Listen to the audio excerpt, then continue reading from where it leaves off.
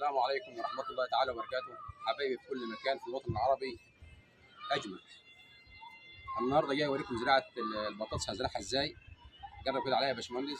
أنا بنتخب البطاطس اللي هتنزرع معايا اللي أنتوا شايفينها دي بطاطس ما هيش كارة. يعني إيه كارة؟ اللي هي بتاعة التحمير، دي بتاعة الطبيخ. فأنا هزرع النهارده بطاطس اللي هي الطبيخ. شايفين الجذوع دي لما تيجي عندك في البيت كده، دي اللي أنا بنتخبها. بتبقى سريعة النمو. ممكن تنعاد التانية برضه، بس إيه، دي لما بنشوف فيها كذا بز طالع كده او بزوز من اللي طالع كده، دي بتدي انتاج عالي. خليكم معايا هنا كده، جرب من كده يا باشمهندس زياد. طبعا انا مش مالي التراب المسافه ليه بقى؟ انا لما النبته هتطلع مني هنوريكم هنعمل فيها ايه. كل العصب بتاعها ما يطلع شويه كده هنبتدي نردم عليه. كل ما تطلع شويه نردم اكتر، كل ما تطلع لحد هنا. ليه بقى؟ هيبقى في جذور تحت وجذور في المتوسط وجذور بعد المتوسط وجذور من فوق شويه. كل اللي انا ردمت عليه ده هيعمل جذور، والجذور دي اللي هي البطاطس زي ما انتم شايفينها اهي. هي بطاطسه كده، هي اهو. معلش المؤاخذه يا رهبه انا بصور. ماشي يا باشمهندس زياد. ايوه.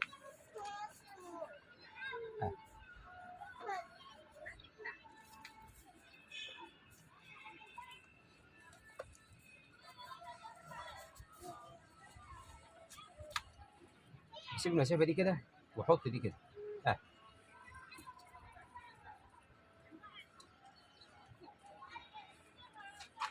جرب كده عليا يا باشمهندس زياد.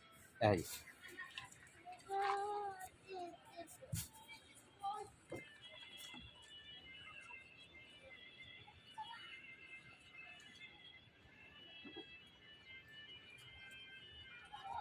دي كده انا زرعت البطاطس اللي انتم شايفينها اهي، وهنرويها على كده.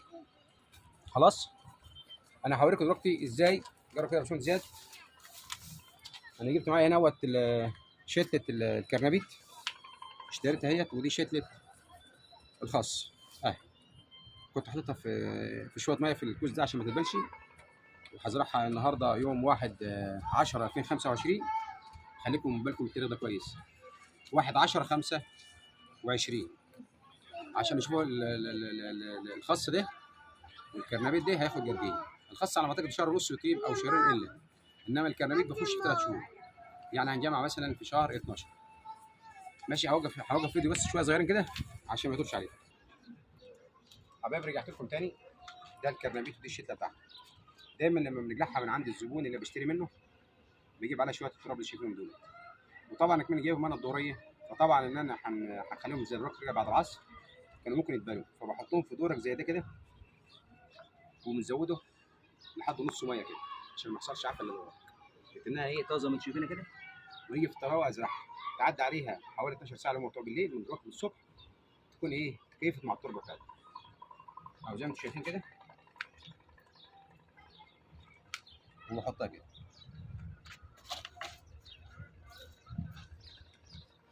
زي ما انتم شايفين. اختار الشتله الكويسه وايه وازرعها كده. انتخب الشتله العضو كويس. خلاص ماشي يا ام رهف. حاضر. ماشي. خليك معايا كده. معلش ام رهف ديت بنتي انا جايبه لي المغزى جرد الميه عشان اروي بيه الشتله دي من الشباك. لان زي ما انتم شايفين حضرتك كده انا نقلت المزرعه من الدور الثالث نزلتها البيت اللي هو ده الدور الاولاني. والباشمهندس زياد تاني مره يقول يا بابا البس لبس كويس حتى التصوير والناس بتشوفك من كل الدول. نقول له يا حبيبي ما تقعد عليها رفع الاول، انت دلوقتي بتزرع. فمش ما شرطش البس لبس كويس. انا لابس كويس اهو. هو بقى عايز حاجه يعني ايه، لبس كده رايح مشوار يعني.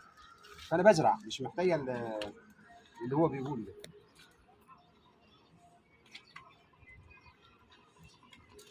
الناس اللي فاهمه الشغل عارفه الكلام ده.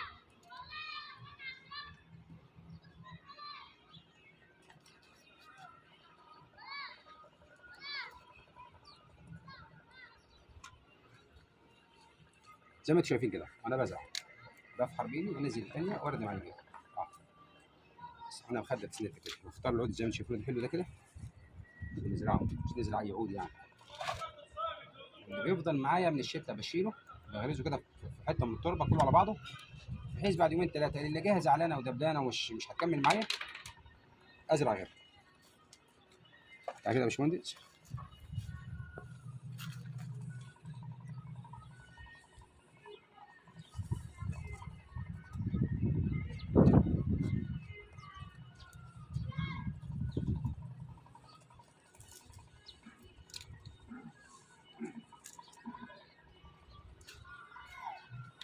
طبعا كان هنا مزروع لسه شطه وفلفل من دي لسه جالحها، انا محتاج الجريده بصراحه، وكل موسم بموسمه ونبقى نعوز نزرع هنزرع تاني.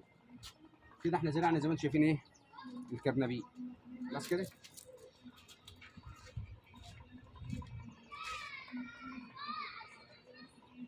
تعالى معايا كده يا باشمهندس زياد.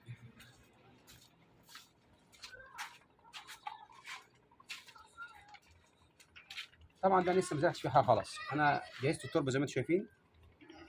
اي زلطه بجابيني بشيلها زي ما انتم شايفين كده، وحطيت لها بطمس على الوش وروتها حتى طلع نبات عفش اهوت بقلعه. وبعد كده هنبتدي نزرع قدام منكم. انا هزرع طبعا هنا فول شتوي اللي هو الفول الحراتي. ففي الوقت الحالي هنزرع ايه؟ شيرتين كرنبيت في الجناب كده اهو. دي الماسوره اللي كنا بنقطع بيها.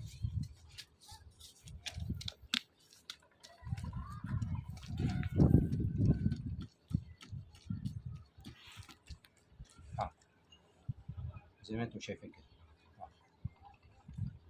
شاطر. طيب. ودي التانية بصوب منها اهي.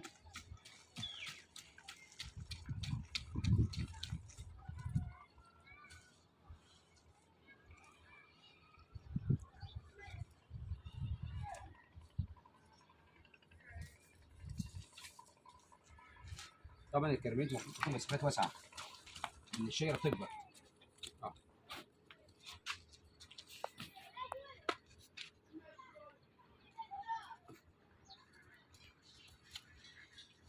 يا رب بس ايه يكون صوت واصل لكم. والباشمهندس زياد اهوت انا جريفت وقمت من النوم قلت له قوم يا زود ده نزور حبايبنا ايه زراعه الكرنبيت والخس البراميل اللي احنا عاملينها.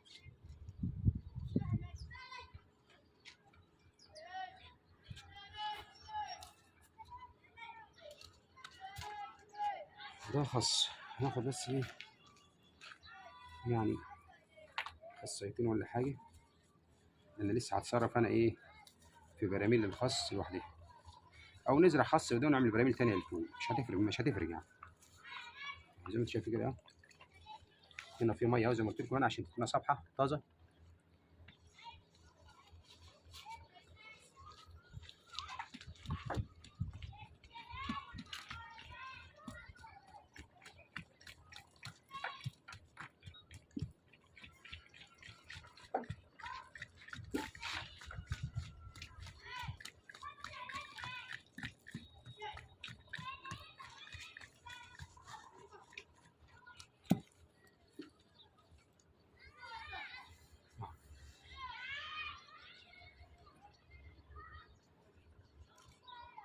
اختار العود الكويس اللي زي ما انتم شايفين ده الجدر ده وازرعه.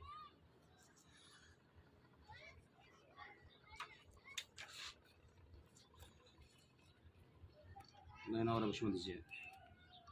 عليك يا مهندس زياد مهندس زراعه قد الدنيا بسم الله ما شاء الله، ربنا يشوف ولادكم زيه. تخصص قسم دواجن الله اكبر عليه. فطبعا دلوقتي بقى محترف تصوير كمان يعني. انا دوشته بقول له كل شويه تعالى صورني، انا التصوير بتاعي بيطلع مش اللي هو. فابتدى يخش بقى وبسم الله ما شاء الله عليه يعني.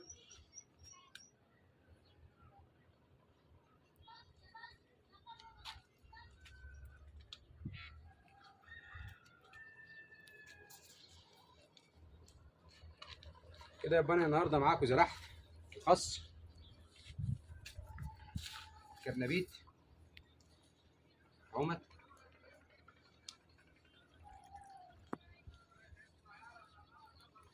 خس والكلام بتاعه ماشي. هي عايزه بس خاصيه واحده ربنا منها الدور على كده.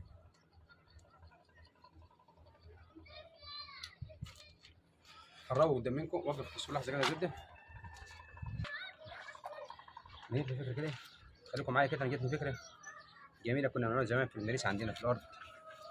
انا دلوقتي عشان نروح حتى بالكوز كده وانا شغال، ومش هنسيب دول في الميه لان في الميه ما يصفروا وما يبوظوا كده. فهاخد الشتله اللي شايفينها دي بحالها كده، وهعملها زي ما هي كده، بجدورها في التراب كده واردم عليها كده وهنرويها اهي. اهي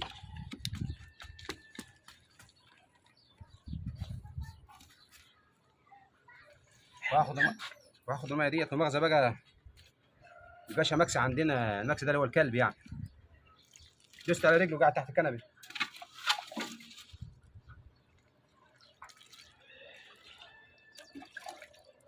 نروي بقى الخس ده والكرنبيط.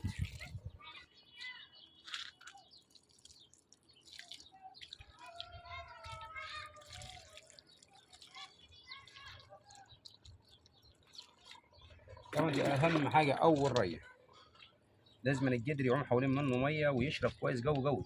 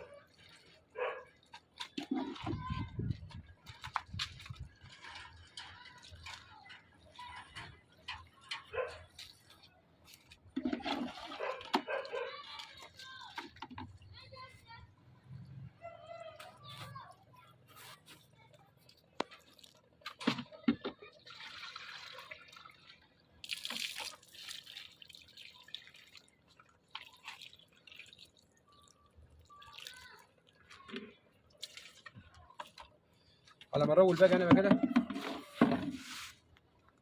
اول حاجه هوريكم حاجه البطمس اللي انا عامله بعد 3 شهور. هذا البطمس اهوت، بسم الله ما شاء الله اهو، عباره عن سمان.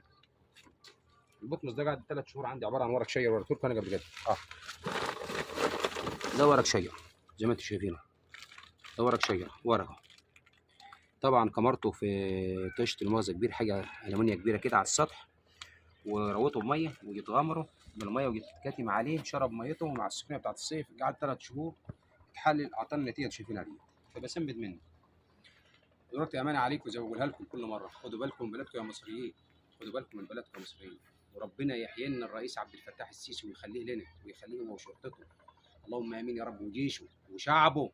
احنا نفر واحد زي الرئيس ما قال لكم، طول ما انتم كده والله ما حد هيقدرنا، والله ما حد هيقدرنا، وهيقف معانا وهيقف معانا، وان شاء الله باذن الله من احسن لاحسن ومن زايد لازيد على راي احمد الفلسطيني، وربنا يخلي لنا رئيسنا. والسلام عليكم ورحمه الله تعالى وبركاته.